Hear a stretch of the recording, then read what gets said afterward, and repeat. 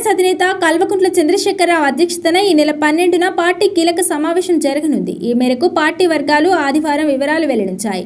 ఇటీవల హైదరాబాద్లోని తెలంగాణ భవన్లో నిర్వహించిన సమావేశానికి కొనసాగింపుగా మంగళవారం మధ్యాహ్నం ఏర్పాటు చేసిన ఈ సమావేశానికి BRS working president KTR, party ప్రధాన కార్యదర్శులు, మండలి ప్రతిపక్ష నేతతో పాటు మండలి శాసనసభ పక్షాల డిప్యూటీ లీడర్లు హాజరు కానున్నారు. పార్టీ సంస్థాగత నిర్మాణం, ప్రభుత్వ నమోదు, పార్టీ ఇన్ఛార్జీల నియామకం, బలోపేతానికి తీసుకోవాల్సిన చర్యలపై సుదీర్ఘంగా చర్చించనున్నారు.